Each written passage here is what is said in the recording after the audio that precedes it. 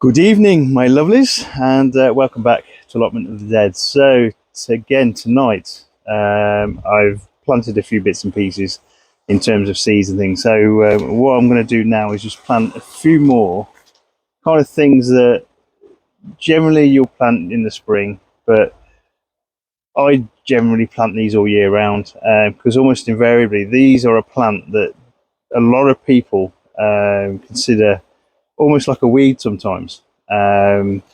Because they seem to pop up everywhere, even if you don't want them or have never planted them. So this is chard. So there's one called Vulcan. There's absolutely really gorgeous red stems to it.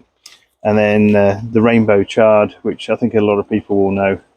Again, relatively old seeds. So a lot of the things I do over the winter is using these old seeds. Chances are you're going to get some produce from them.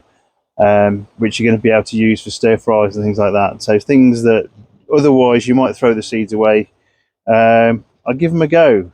At the end of the day, you haven't really lost much. A bit of compost, a little bit of time, a bit of water, but again, it just gets you out and breathing this. I'd say lovely air, but at the minute it's chucking down rain, really cold. So I think it's been -4 this week. And it's probably around kind of 5-6 degrees at the moment. So in this particular alley house at the minute, it's 7 degrees. It's got down as far as -3.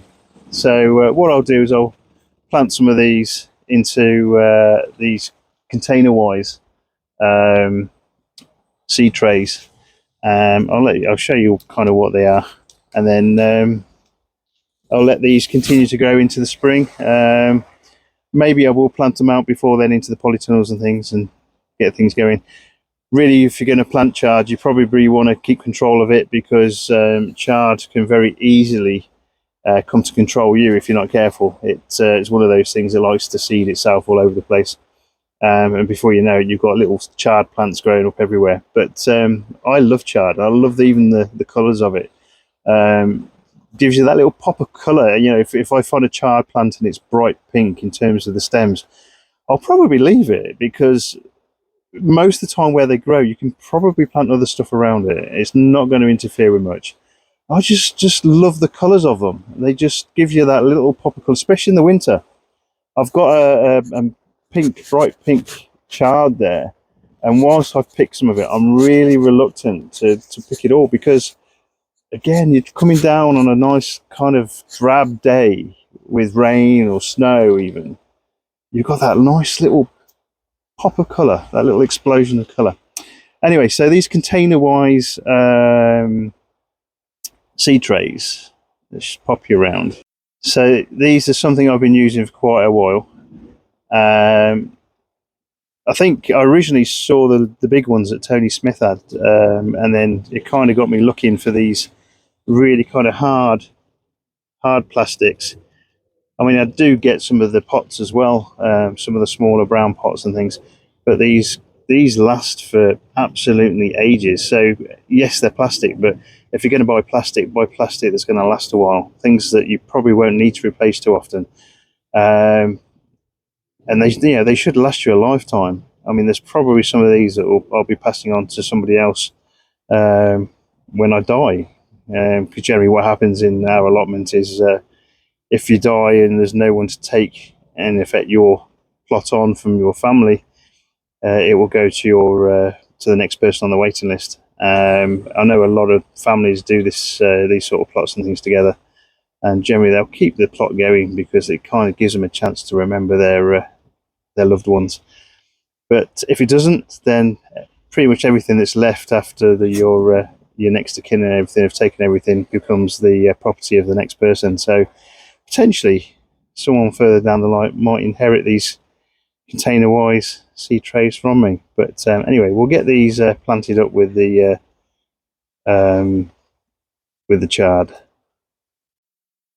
So there we go. There's all the lovely seeds all ready to be covered up with a little bit of seed compost. I always put a finer compost over the top. It just gives that seed or the growing plant a little bit of an easy way to kind of get out of the soil.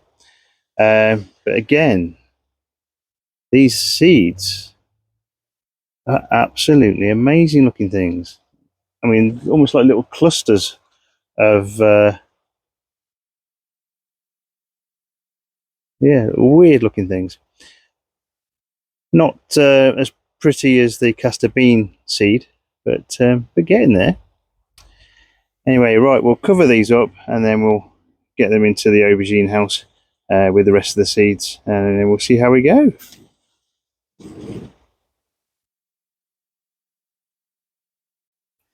So, like I said, it doesn't necessarily need to be a lean period over this winter period, as long as you're willing to kind of get that little bit extra, I suppose, to get things in the ground.